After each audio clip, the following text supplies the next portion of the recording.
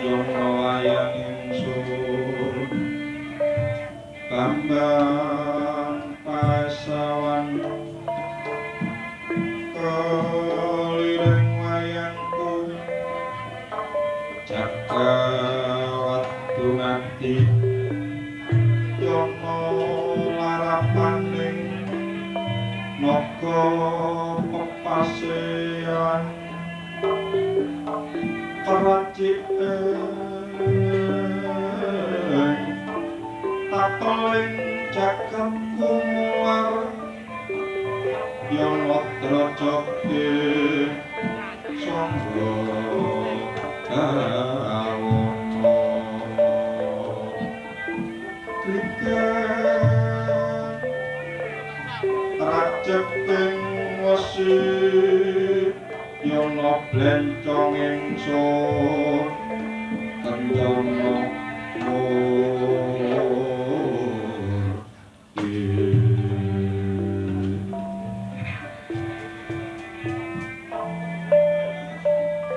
Uping blencong sang hyang surya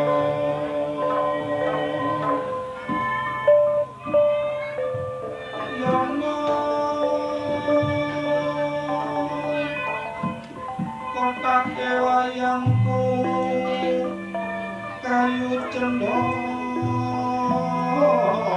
sari tutupe dhuwur kayu jati kusuma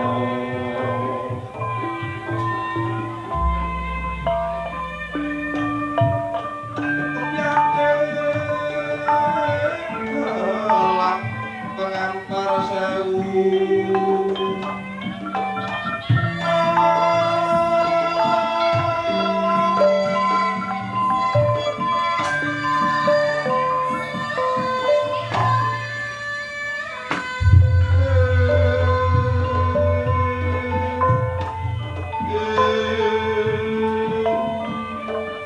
gamelanku lokananta larase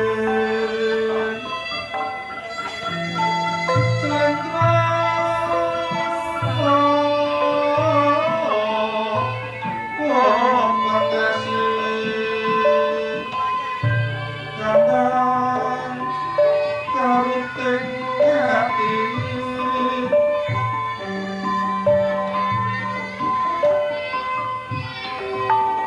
gender panuntung ing laras Yono kendang kanggetaking jagat Kempul pandutut ing ati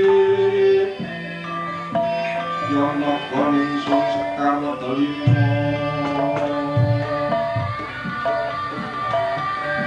Pradangga dewa langgono Dari saking kayangan Surya Suara nganyut nganyutin jiwa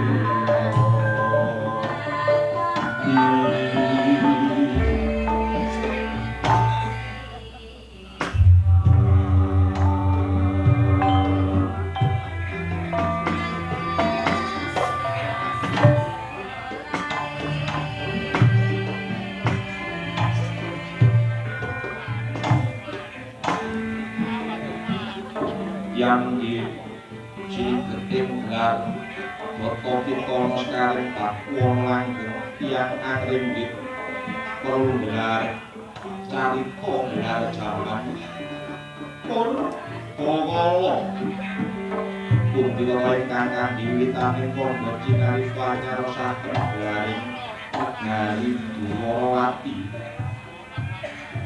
Surawah Ekwadita Sapurwa Wah pengaraning wadah Eko maring sawiji Adi luwih dasa sapuluh Purwa wiwitaning kandha cinarita Sapa Raja Sragawana Nidra Saparaning Pituraja araning Ratu Sasra Sewang ngono jagat mitra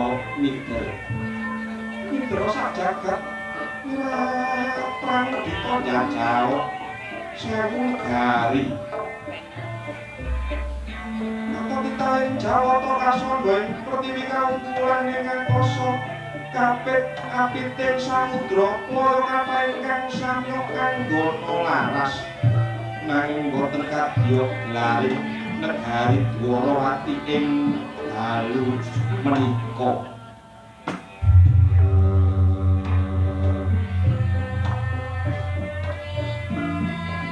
candraning negari panjang kunjung pasir wukir lok benawi Demak Ripakarta tur Raharja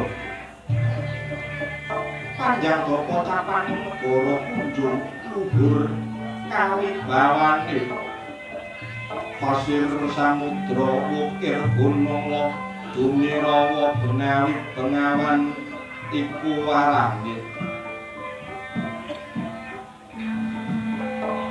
Kota negari ngungkurake tangan pagunungan iya ngiringake tangan pesabinan nelayaken benawi ngedekno layaran tur ngangku bandaran ageng tinggal jembar layuning negari gedhe katribawani muruk obore arda tebani ana bebasan bumi rata tambak banjir rawa siti mlayu kenging dipun wastani negari Dwarawati ketingalipun saklangkung Raharja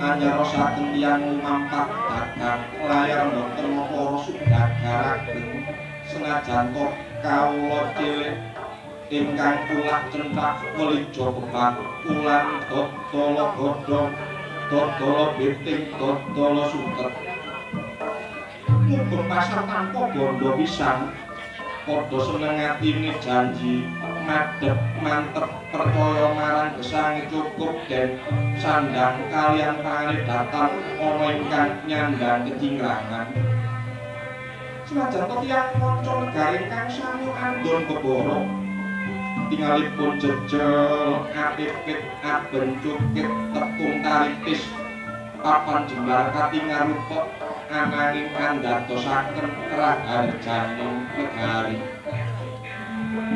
kawula cilik ingkang samya lara isma panggarapaning bumi lumampah ing pertanian ing mriku samya mungkul pangolaing tetanen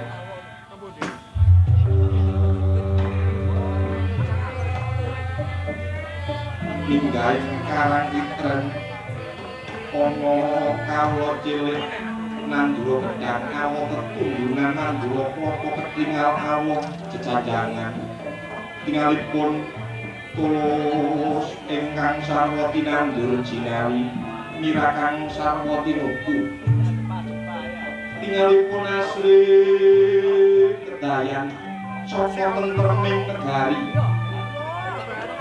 lampahing grandal kampak kecu maling rampok bromo corak reluswarawana nyatane ningon-ningoning kawula cilik karupya satu iwak bebek kaya datan ana ingkang kinandangan rupya raja kaya kebo sapi kuda mendho datan ana ingkang cinancangan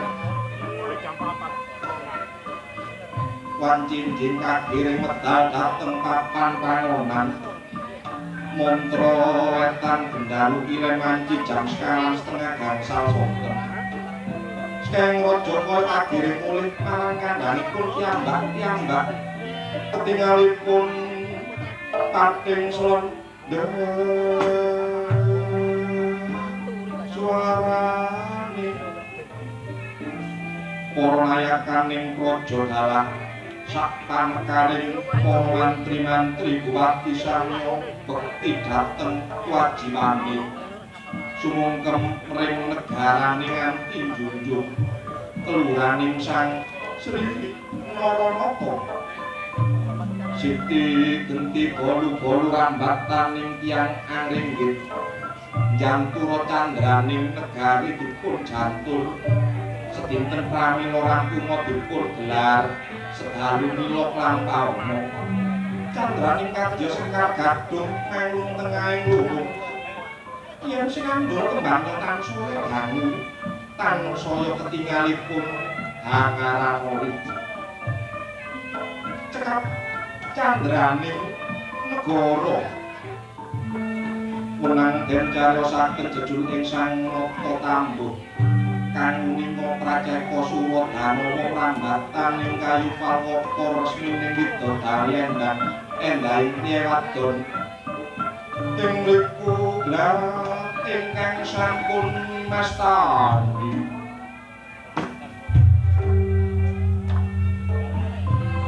inggih menika panjenenganipun Sang Prabu Sinarendra Bathara Kresna ya Sang Padmanaba Alimurti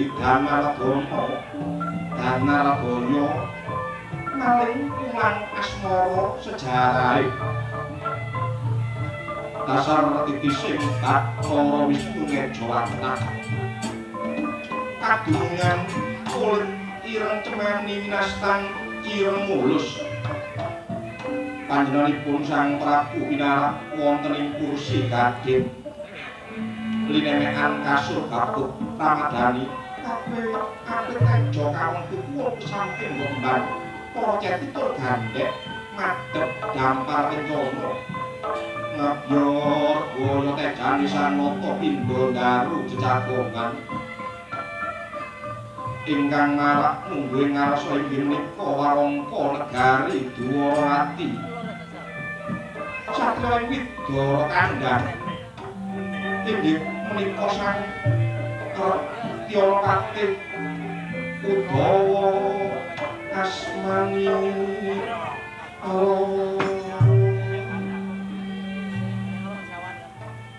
wonten minipun Sang Tyalapati Udawa inggih menika polisi wana wiruki Raden Harya Setyaki resmi Wirasima Mulang Jaya Bima Punting datang kantun inggihipun Sang Prabu Sinarendra Bathara Kresna inggih menika ingkang putra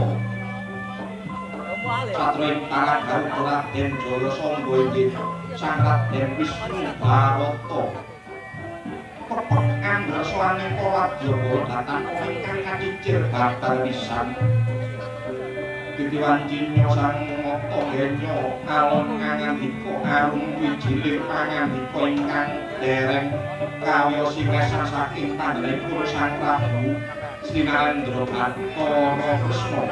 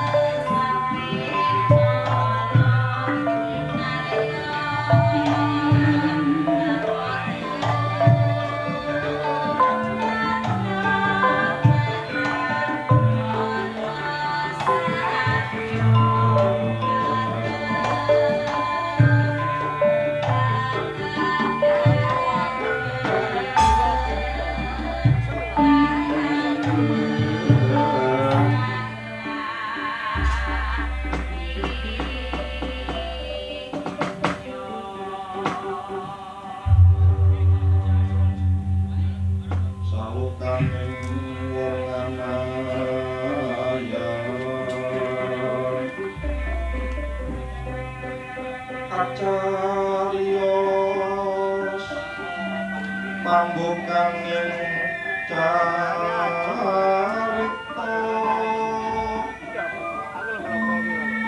pamor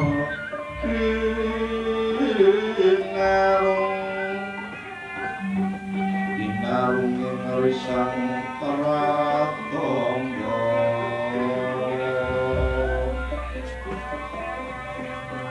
miwaswaraning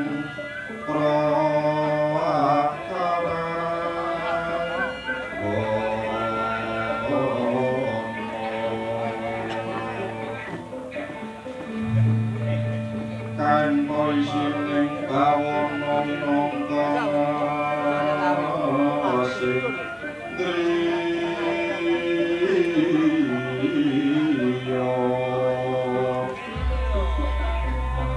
inarya mangayu bagya maring para pamriksa sabda kaya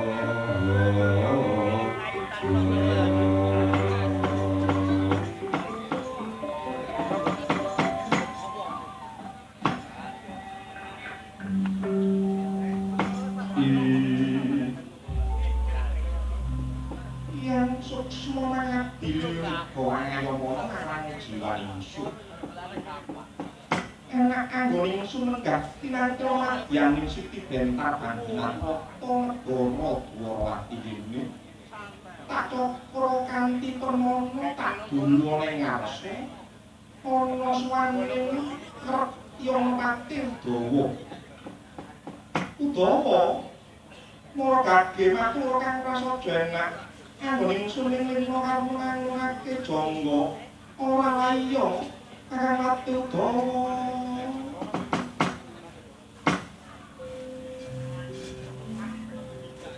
kawula nulinggih sinuwun selagi dereng rumentas dawa duka ingkang rumentah ingkang abdi ngaturaken sembah sumengga ingkang abdi mawantu antun dipunjuk wonten ing sandhap padha laduka kawula sinuwun ya wis tak tampa anggone ora ngaturaken sembah sumengga ingkang abdi marang panjenengan ingsun ora liwat puja pangestu ingsun bae tanpa ngono Udawa kawula mriki sinuwun kirawan nggih kula nampi bocah ngasta kula kalih kula cencang sapucaing rikma sumampir pundhak rumesep wonten sanubari kula mugi ndadosaken jimat kula sami abisang kawula sinuwun matalah syukur yen kala Udawa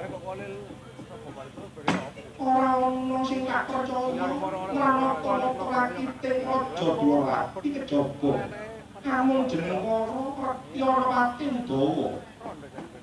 Udawa kala apa anggonmu ngayahi kewajiban kliwih kananing negara Dwarawati dina kalungguhan sanganku margage matur blaka suta blakotan terus terang ora usah nganggo teteng aling-aling yen kananing becik aturna becik yen kananing ala aturna ala Udawa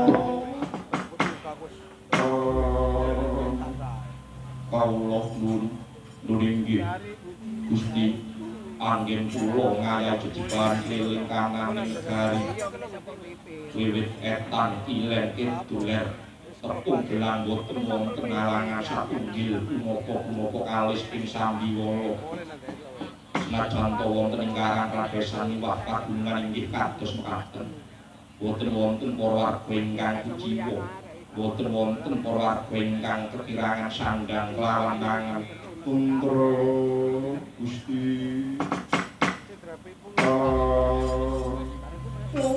Matalah jagat dewa Bathara jagat. Wasisaning Bathara kang linangkung Udawa. Bareng panjenengan ingsun midhangetake atur para kang kaya mangkono biar padhang tias ingsun kaya siniram toya ing mancinjang. Nanging apa kena tak percaya kang dadi atur para Pati Udawa. Kawula ninggih sinuwun. Yen to paduka menika boten percados menggah menapa ingkang dados aturipun ingkang abdipun Udawa. Yen wonten kalodhangan kula aturi haniti pirsa blakananing negari. Nerangke karata sumawi kula dherekaken. Yen to mangke boten cecek menggah menapa ingkang dados aturipun Pratyara Pati Udawa. Pidana menapa ingkang badhe kula tampi sinuwun. Senajan katikas janganipun ingkang abdi kula boten badhe suwala-wala. Sinuwun. Matalah. Udawa wonten dawuh. Sing kala nganggo sirane kadung atur kejaran kanapa. Ana paribasan sak galak-galake sarbuya ora perlu mangan gogore dhewe. Senajan tolopot orang dadi atur mara panjenengan ingsun ora bakal tarik donya. Awit gedhe labu labang tumrap negara Dwarawati. Nang dina kalungguhan sanangku panjenengan ingsun arep menehi bebungah kelawan jeneng Pati Udawa. Aturaken bumi bangun ingkang tanpa pamrih. Perkawis ganjaran pinanggih pinting kiwala menika sampun dados jejegan kula minangka warangka negari Dwarawati kawula ayo cokulen kaya mangkono penak manggon para marasawan kawula muning sinuwun boten kirang kaya janggen kula ngarak sowan wonten ngarasa jengandika ya cokulen kaya mangkono kathahipun kakang Nyai Setyaki terus niwira Siwon lan Jaya apa warga becik sowanira tumuli mati wong ngarsaning ingsun kene Nyai Setyaki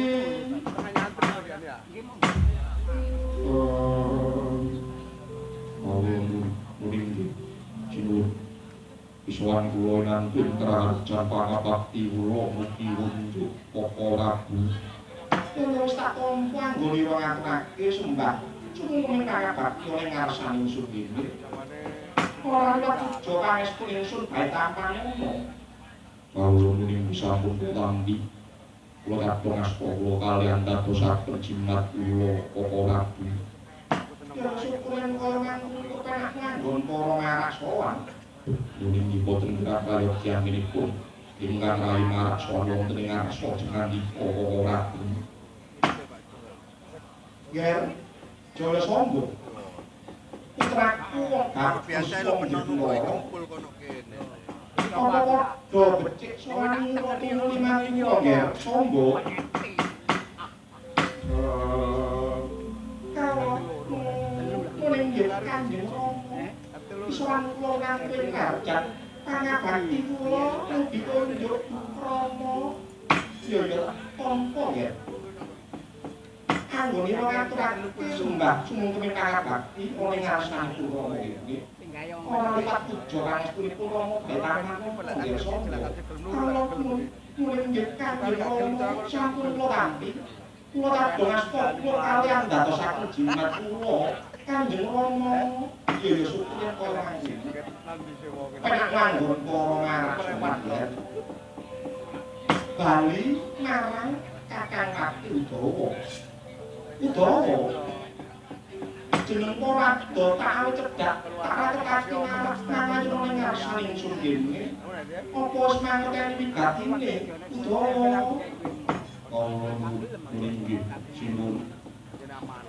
kaget raos manahipun ingkang dipun Udawa nampi tinimbalan saking jengandika sembahan kula negari Dwarawati kula menika boten mangertosi ingkang menapa ingkang dados wigatosipun pasiniwakan nanging yen kula dulu saking jariting netra wetering Wadaya inggih benten kaliyan adat ingkang sampun kelambar tingalipun sureng polatan kaduka kados kula kelingan megom bulan kali putih menuju kados wonten ingkang dipun penggalih yen ingin kaliyan kados kobabaraken menapa ingkang dados sungkawaning paduka sinuwun menawi ingkang menika saged ambabati kang rentek karing obor kang pebeten kawula sinuwun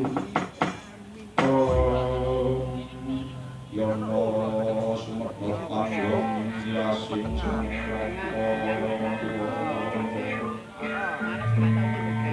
kadya kaliyan ningronka saputing samirana mangawulan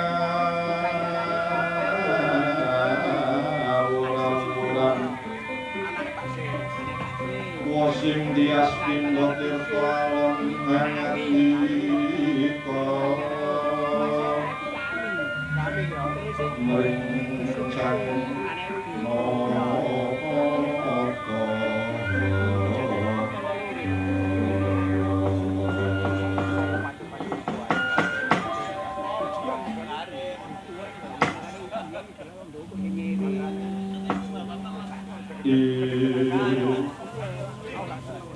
menahan minantiyo arane wong menahan minantiyo pinagasan sajroning Waradaya dupi Sang Prabu Sinarendra Bathara Krisna midhangetaken aturipun ingkang abdi inggih menika Yanpati Udawa lir kadya sungging Purbengkara Madinah busek aksarane kabur dancange potong kene geblak gambare atosipun Sang Prabu sumedha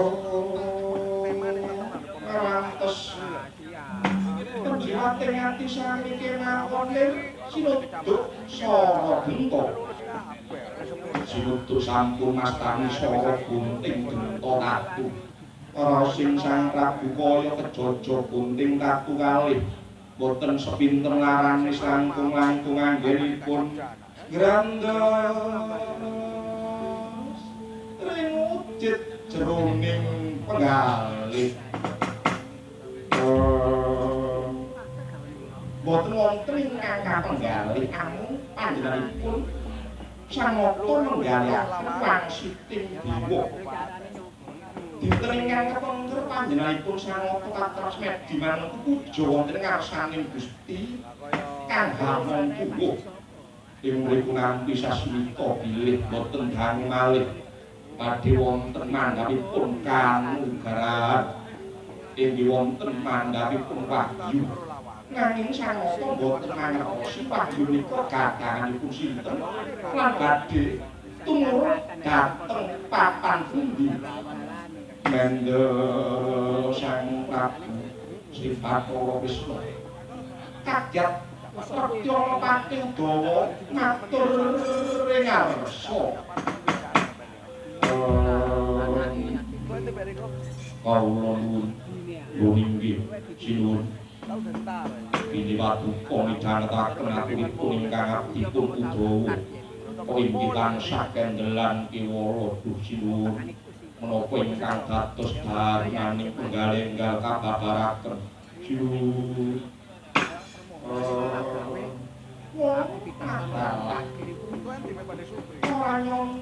orang dewa jebule landhep panggraihanira Udawa kangteni beda bedaning pasuryan ingsun iki dina Kanjeng Rama kang ndadekake sungawaning penggalih ingsun ora ana liya dina kang kepungkur panjenengan ingsun patrasmedi maneng puja ning sanggar Panujabata panjenengan ingsun nampa wangsiting dewa ana swara kang binanding karna matake bilih Wahyu bakal mudhun ana ngayu Mertapada kang aran wujute Wahyu Purba Sejati. Jinun badhe wonten mandhapipun kanugrahan wonten ing ayu Mertapada ingkang nami Wahyu Purba Sejati. Jinun sinten ingkang badhe nampilan badhe tumurun wonten ing pundi Jinun? Lah ya iku Udawa panjenengan ingsun ora ngerteni. Wahyu iku gadangane sapa lan mudhun ana ing endi? Mula panjenengan ingsun bakal nyatakake munggah ana ing kayangan langit pinten. Nyuwun pituduh ana ing ngarsaning pukulun Sang Hyang Wenang sapa kang bakal nampa wujuding kanugrahanipun mau.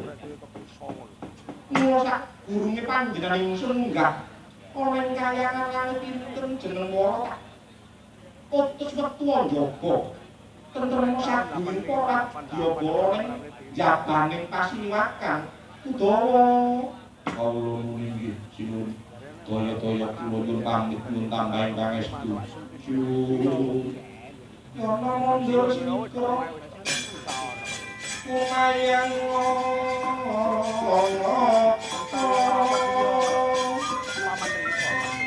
sang rantya ati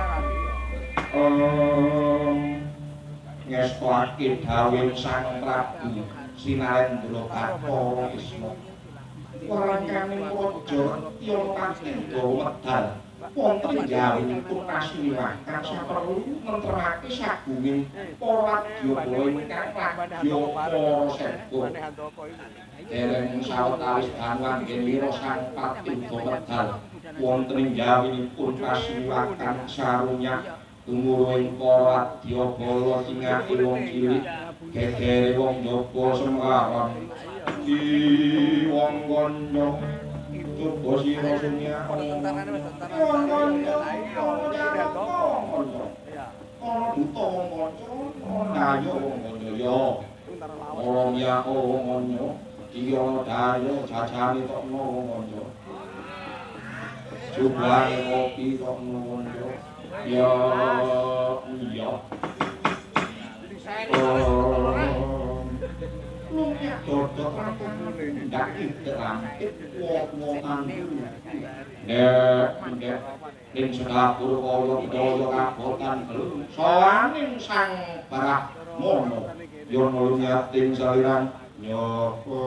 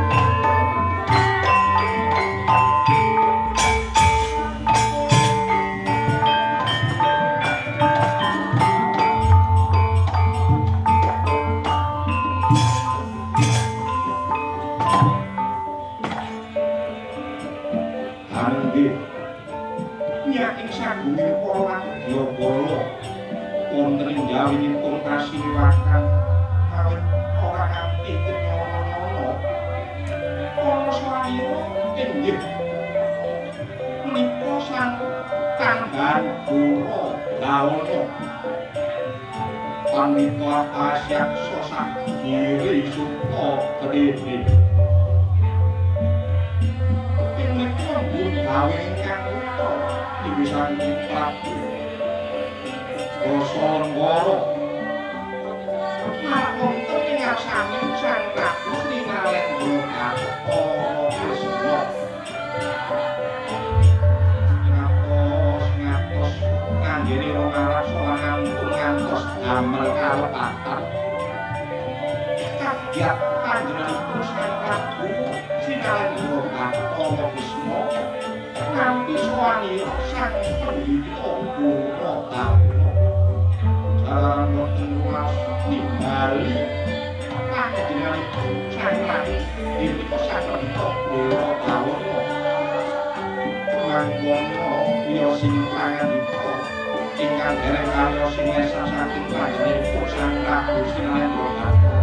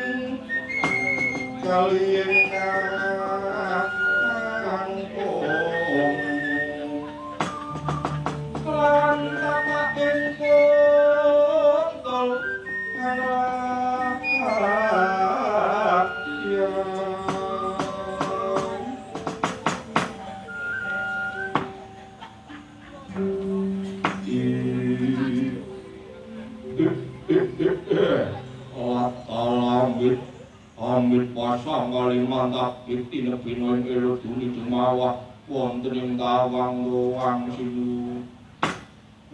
Ngatalah iya durung suwe anggone Retyapati Udawa metu lenjabaning Kasiliwakan miyak ing sagunging para Wadyabala ana sawaning salah sawijining pawongan ing ngarsaning ingsun kene yen nitik saka sandang penganggone kaya pendhita kaya brahmana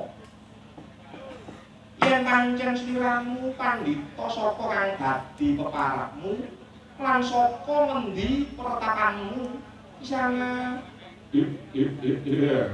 Allah Jur saderepun kula ngaturaken sembah sumung keming pangabakti mugi unjuk wonten ing sandhap padha paduka sinuwun ya wis tak tampa ora liwat puja pangestu ingsun bae tamanono kawula murid nggih sinuwun ampun kula tampi kula yadha ngasta kula kaliyan dadosaken jimat kula sinuwun saderepun kula matur ingkang kathah kula menika badhe witaken dumateng jengandika menapa leres niki negari Dwarawati lan paduka menika minangka Nalendra wonten ing negari Dwarawati jejuluk Sang Prabu Sri Nalendra Bathara Krisna sinuwun ya pancen bener wong dadi kandhane panjenengan ingsun Nalendra ing negara Dwarawati jejuluk Sang Prabu Sri Nalendra Bathara Krisna lah mangko dhisik data kok guyu kaya mangko apa kang sesih kok kang dadi atur ingsun isana boten wonten ingkang lepat menika sampun dados latak wantun kula mujeng kados mekaten sinuwun awit kula menika tebih saking negari kula inggih patapan kula tumuju dhateng negari Dwarawati kula menika mboten mangertosi papan pernahipun negari Dwarawati amung nganut jumangkaing suku renteking ati kula menika mboten kesasar babar indah nyata yen to dewa menika paring pangayoman dumateng kula sinuwun oh ayo syukur yen kaya mangku yen dewa paring pangayoman marang sliramu ora gage ngaku sapa dadi peparap ing sana nggih kula menika peparap kula Begawan Guradana nggih kula menika saking Partapan Ngawiyat kula menika saking Partapan Tawang Madya Tawang nggih Partapan Ngawiyat sinuwun dadi sliramu Begawan Guradana pertapanmu Tawang Madya Tawang ya Pertapan Ngawiyat nggih leres sinuwun gawe dadi apa jeneng para maraksana ing ngarsaning ingsun kene kamangka panjenengan ingsun ora rumangsa ningali sliramu nggih bot-bote kula menika kautus kaliyan anak murid kula Nalendra wonten ing negari Tawang Madya Tawang inggih negari Tawang Pangrantunan Kawuningan sinuwun negari Tawang Madya Tawang inggih negari Tawang Pangrantunan ing dinten Lenggang samangke kenging wangsit inggih menika kenging welaking jagat siku dendaning Jawata negari Tawang Pangrantunan nika kenging pagebluk Mayangbara lah negari Tawang Pangrantunan nika negari gaib boten saged dipun dulu kaliyan manungsa lumrah nanging sarene kenging welaking jagat siku dendaning Jawata negari Tawang Madya Tawang nika kados timbul jalma manungsa lumrah nika saged dulu kananing negari Tawang Madya Tawang mula kula surwetiaken lampaning negari Tawang Madya Tawang kula nika nampi wangsiting dewa Dewa ing kayangan paring sasmita dumateng kula negari Tawang Madya Tawang menika saged ulya jati teman jati waluya. Mila kula menika pados jampinipun negari Tawang Madya Tawang. Lah jampinipun supados saged ulya jati teman jati waluya kedah dipun serangani dipun tumbali inggih menika kalih Wahyu Purba Sejati. Kamangka jaring kandha bakul sinambi wara martakaken yen to Wahyu Purba Sejati menika sampun mandhap wonten ing negari Dwarawati. Mila kula menika marasowan wonten ing ngarsa jengandika badhe ngampil wujuding Wahyu Purba Sejati kangge tambane negari kula negari Tawang Madya Tawang Duhyun dipun ampili menapa mboten panjenengan kedah paring dawuh syuwun. Yana sumedhok panggonen tiasing sanata kadya kayaning saputen karat samirana mangawur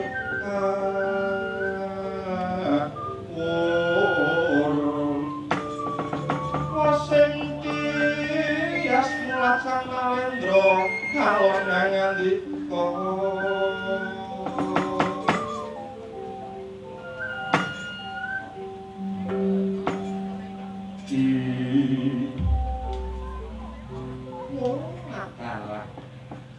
dadi tekan iki kepingin yaiku golek tambane negaramu tapi kagebluk mayakara dewa paring sasmita kelawan siramu kalamu negaramu bisa waluya jati teman jati waluya nanging kudu ditumbali Wahyu Purba Sejati.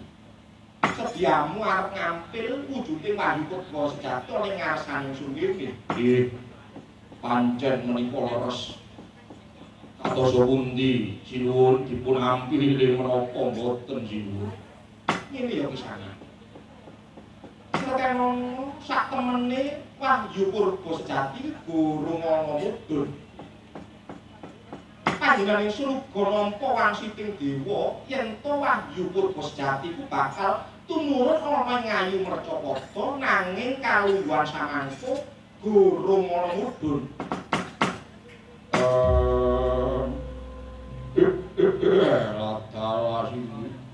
Dados Wahyu menika dereng mandhap gurung mudhun nuwun sewu.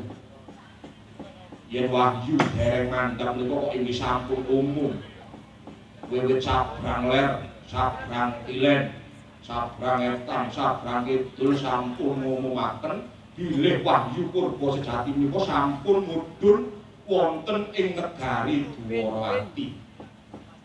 Mula panjenengan niku ampun damel-damel sinuwun. Ampun ngreka daya perkawis Wahyu Purba Sejati sinuwun. Panjenengan ingsun ora reka daya pancen sak temene kaya mangkono. Boten priyatos. Kula nika mboten priyatos. Jalaran nika sampun kondang kalupa bilih Wahyu Purba Sejati nika sampun mandhap sinuwun. Panjenengan nika tipising Bathara Wisnu Mejawantah. Mila panjenengan kok pinter reka daya, pinter budidaya. Kula nika mboten priyatos. Sliramu ora percaya? Mboten priyatos. Apa sliramu wis mangerteni dhewe yen Wahyu Purba Sejati wis mudhun ning negara Dwarawati? Kaya apa? Dereng wong durung kok ngomong Wahyu wis mudhun iku. Lah kula menika kantuk kabar kados mekaten. Wong jenenge kabar. Apa maneh jaman saiki kabar iku maneh apa wae. Ana sing ngarani kabar bawa ngono iku. Kula gampang percaya yen durung ngerti kasunyatane. Lah wong sirame iku pendhita. Kudune lak yo ngerti kaya ngapa bisane kasinungan wujuding Wahyu. Lah Wahyu iku barang samar, Wahyu iku barang kok arep disele kuwi sih. Coba rasakno. Sliramu gawe surban. Jenggotmu dawa nanging yo ora menggali luwih dhisik. Allah taala boten peduli. Ing dinten kalih ngrasakake kula menika kedah boyo wujuting wahyu purba sejati. Yen boten dipun ampili kula nyuwun sawape kemawon sinten. Awon menapa panjenengan nika tetulung kalian sesama ora ono elek. Nanging pancen kasunyatane wahyu guru ngono mudhun kula boten percados. Yen ora percaya badhe kula nyatakaken piyambak. Lah, kaya apa anggonmu nyatakake? Kula medah kananing negari Dwarawati lho.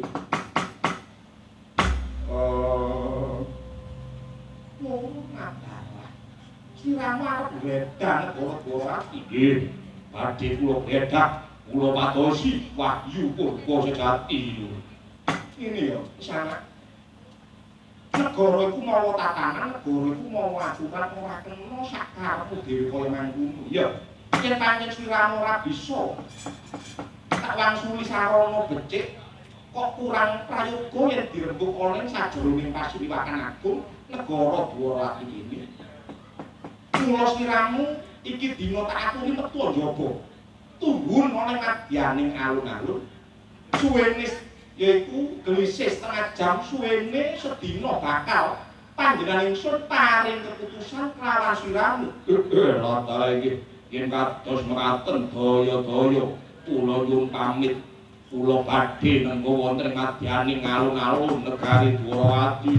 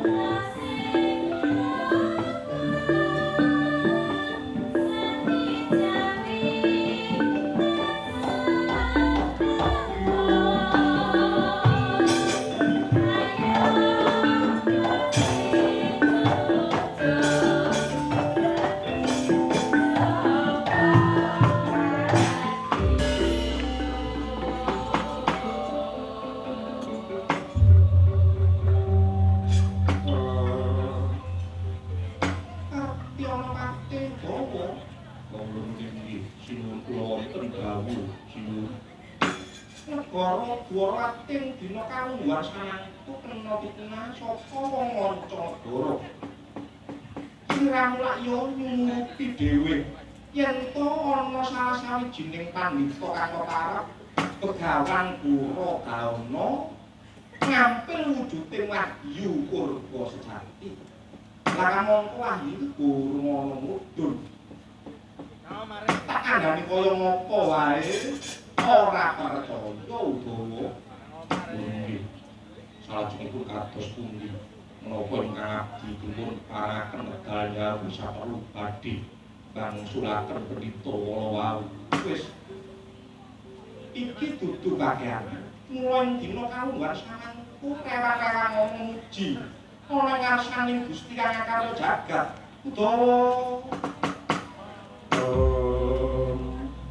kacarita mangkono panjenenganipun Sang Prabu Sri Nalendra Bathara Kresna. Ing ngapal Aji Sri Rama Senggiling. Daya dayane Aji Sri Rama Senggiling katujukaken kaliyan Begawan Kapiwara inggih Sang Anoman. Ing dayane Aji Sri Rama Senggiling kaya kebandul gandula kananing artapan kendali sada. Ing niku tanggap Sang Begawan Kapiwara inggih Sang Anoman. Yen nampi inggih menika nampi tinimbalan sarana batin saking bendaranipun. Ing niku napa Aji Tatit daya dayaning Aji Tatit sak onjotan sak pencolotan Sang Begawan Kapiwara narak wonten ngarsaning Sang Prabu Sri Nalendra Bathara Kresna. Biur.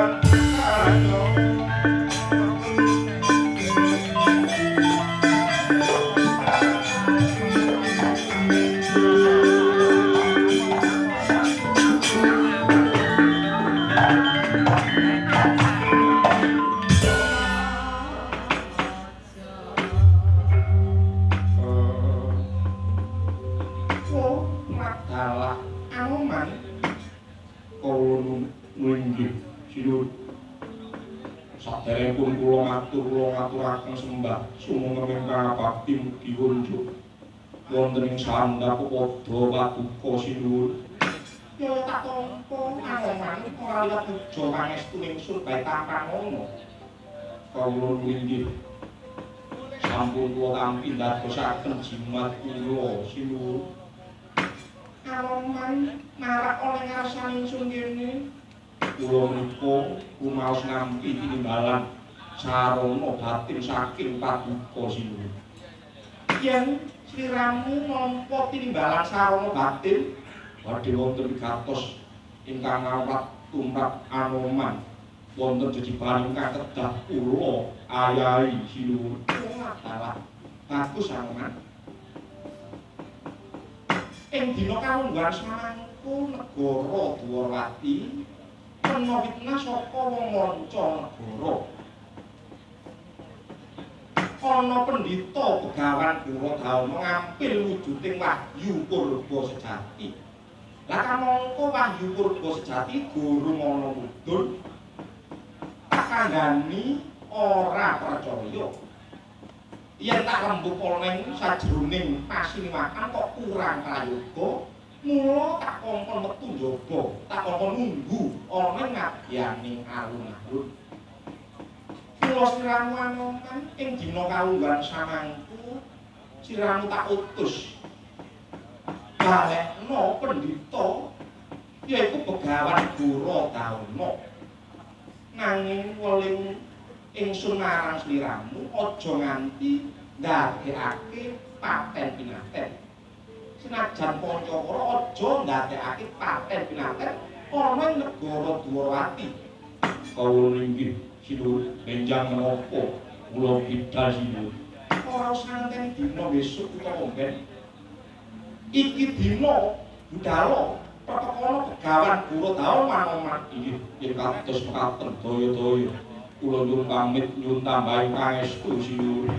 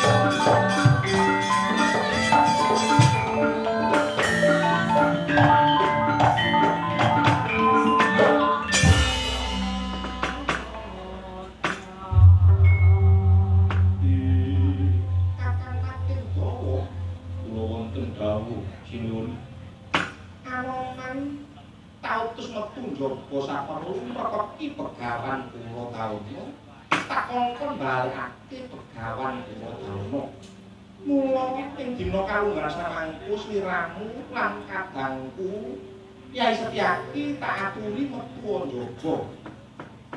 Kawat-kawatono lakuning Begawan Kapingwara ya anoman. Ngestakaken dawuh Sinuwun. Ngestakaken dawuh Gusti. Semoga sliramu nggih wong bagus amba. Kala kula nggih Kanjeng Rama kula wonten dawuh Rama. Sliramu kok kaya mangkung metu njaba. Wong sliramu iku anak ratu. Anak ratu aja nganggo tangan. Sliramu kanggo tepa padha wong sak negara Dwarawati nggih. Nuwun nggih Kanjeng Rama ngestakaken dawuh Kanjeng Rama. Wis kaya ora ana dawuh maneh. Sliramu kena mbubarake pasuniwakan iki dina panjenengan ingsun arep mlebu ning sanggar Pamujagata nyuwun ning ngarsaning Gusti kang akarya jagat. Muga ora ana sawiji apa-apa ana ing negara Dwarawati. Dawa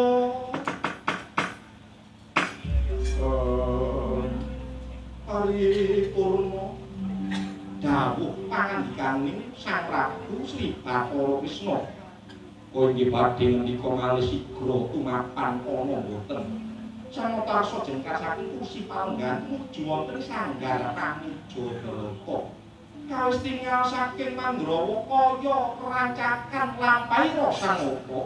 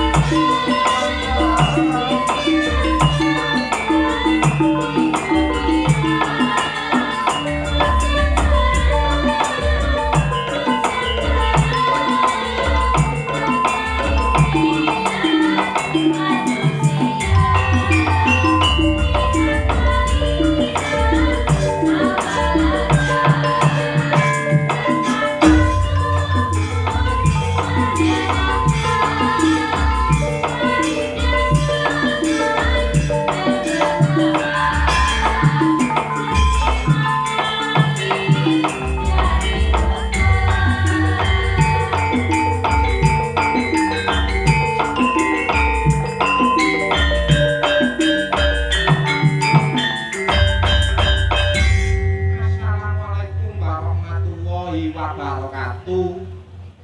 Waalaikumsalam warahmatullahi wabarakatuh. Nduk anakku wong ayu.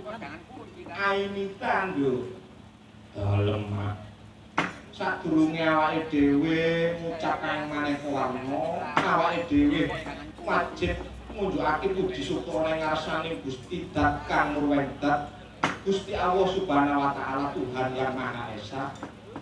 Kawit awake dhewe sak kanca rombongan katimbalan ana ing dusun Punggul, Desa Ngastemi, Kecamatan Bangsal, Kabupaten Mojokerto ya. Cinta diwujud kabuli apa mak? Yaiku ngadani sedekah bumi utawa diarani ruwat dusun ya ruwat desa lho. Kaya mangkono mak. Ayo dipujake ning ngarsaning Gusti Allah Subhanahu wa taala sabare para masyarakat Punggul nganakake sedekah bumi medya tansah cedhak kabejan kamulyan lan katenteman. Masyarakate tinebena saka suker sakit balak sengkala akeh rejekine gampang anggone nyambut gawe diuja saking kapolahe tansah kinayoman dening Allah Subhanahu wa taala. Allahumma amin ya rabbal alamin. Nganggo limbukan wis bengi mak. Jam 1 lho. Iya. Munggah emang yo kepet ngen setengah 12. Ya wis ora dadi sakam lho, awake dhewe metu ya amung ndongaake kelawan para masyarakat ini lho. Oh kaya mangkono. Lan ngaturake gunging kanuwun kelawan segenap panitia kang gawreksa dusun Punggul kene panjenengane Bapak Polo sinten? Pak Polo Sugeng. Oh, Pak Polo Sugeng. Lan Bapak Kades Ngasteni kene lho iya lan panitia kabeh panjenengan ne Pak Demu Tejo lan liya-liyane ora bisa tak sebut siji loko siji awake dhewe ngaturake gunging kanuwun mak. Oh iya lan awake dhewe mundhut pangapura awit anggone wayangan puniki ya kaya ngene iki carane mak. Oh iya lho wis ora dadi sapa wong jenenge belajar kok. Oh iya. Wis nduk, ora usah dadak kedawa-dawa iki waktune ya wis bengi. Awake dhewe ngaturake gunging kanuwun kelawan sutresna budaya. Ringgit purwa kang mirsani bengi iki kang munggoni awakmu bengi iki. Oh iya ngono mak iya. Ya nderek tepung Gladiwanu awake dhewe iku cangik saka tlatah Bandung Gedhek Mojokerto kono. Oh ngono. Lah umume awake dhewe nang kene tak rungokno wong ana sing ngomong kok jare aku iki candreke almarhum Ki Waluyo Aji. Lah kaya apa lho Mas? Ya awake dhewe iku biyen ya tau nderek panjenengane yaiku Ki Waluyo Aji nduk ora ketang ya arang kadang ono. Tapi ya ora mokal awake dhewe oleh ilmu teko gunung. Ono.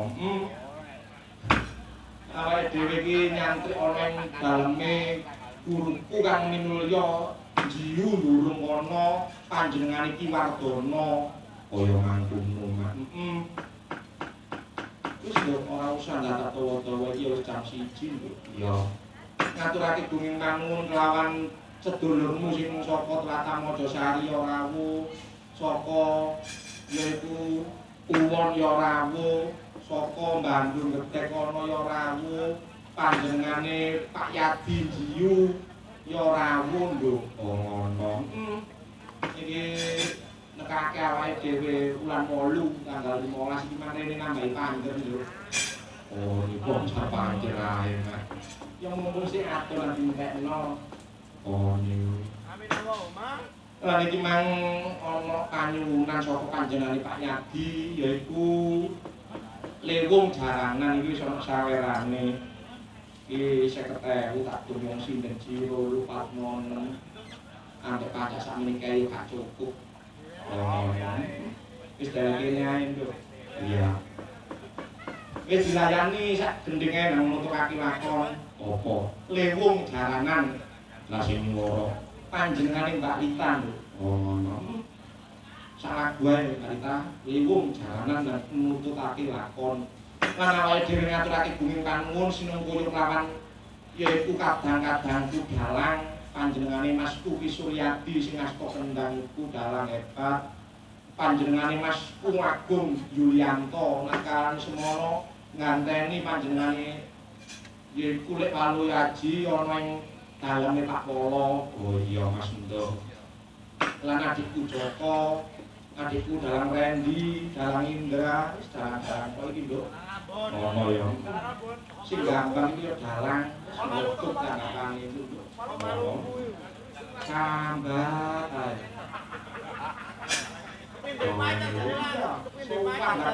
Tanggapan itu yo sambat. Kali tanggapan tambah sambat. Iya.